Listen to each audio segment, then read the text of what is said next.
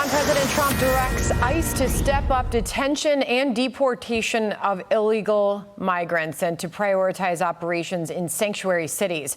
Jonathan Turley is a constitutional law professor at George Washington University and joins us now. He's also a Fox News contributor. Good to see you, Jonathan. Thanks so much for joining us. First up, I want to play this out because we know that the president right now is at the G7 meeting there in Canada. He was asked about his ICE strategy earlier and targeting these blue cities. Listen. I want them to focus on the cities because the cities are where you really have what's called sanctuary cities, and that's where the people are. I look at New York, I look at Chicago. Biden allowed 21 million people to come into our country. Of that, vast numbers of those people were murderers, killers, people from gangs, people from jails. They emptied their jails out into the U.S. Most of those people are in the cities. All blue cities, all Democrat-run cities, and they think they're going to use them to vote. It's not going to happen.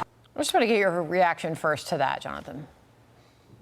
He can do it. I mean, the thing is, we have this big debate about, whether the National Guard has to go through the governor, whether he has to sign off in California on that deployment. The courts will sort that out, but don't have any illusions about this. I mean, the president can flood the zone with federal personnel. They may or may not be guardsmen, but there's a rather large federal government that enforces federal law. And you just had Democratic leaders, including one who said, look, the federal government just has to retreat from Los Angeles and other cities and peace can be restored. That's not going to happen. Right? The federal government is tasked with enforcing federal law. If you're a sanctuary city and you are obstructing or you're not helping in that enforcement, you'll have a larger federal presence to make up for that difference. And you have some comments recently that are really otherworldly. There was a city council member who asked the LA police chief to create a warning system for citizens to actually track federal officials when they and enforcement operations as they go out to arrest people, so that a warning can be given in specific neighborhoods. And the chief rather diplomatically said, I can't do that because it would be a federal crime. Well, you said he can do it. The president could go into these blue cities that called themselves sanctuary cities and took all these folks in. Eric Adams is mayor of one of those cities, New York, right here in New York City. And here he shares his thoughts on where Democrats stand on this issue. Listen.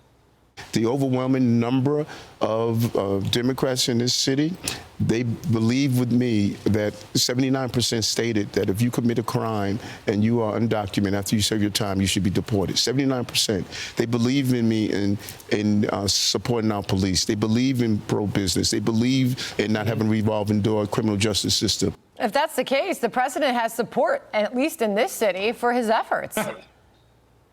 Well, what's interesting is that Adams is having the same problem the president is having. A New York judge just prevented him from giving better access to the federal government to Rikers Island.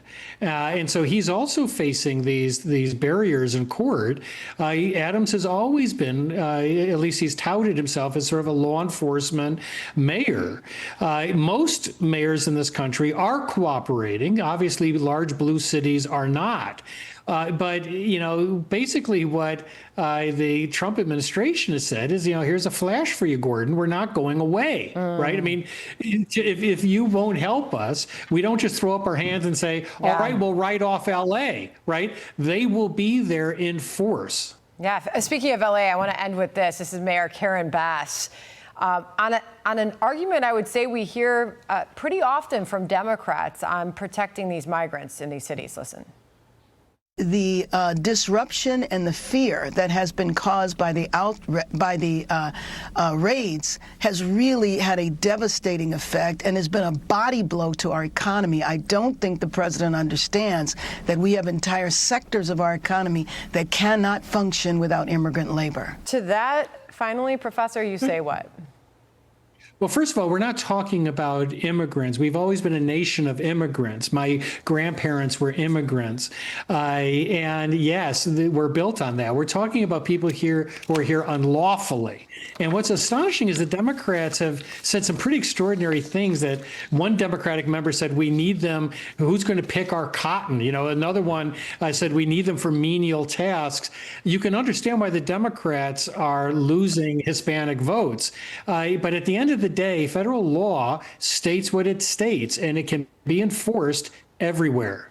Always great analysis. Jonathan Turley joining us on all of that. Appreciate your time, sir. Thank you so much. Thank you. All right. Thanks. I'm Steve Doocy. I'm Brian Kilmeade. And I'm Ainsley Earhart. And click here to subscribe to the Fox News YouTube page to catch our hottest interviews and most compelling analysis.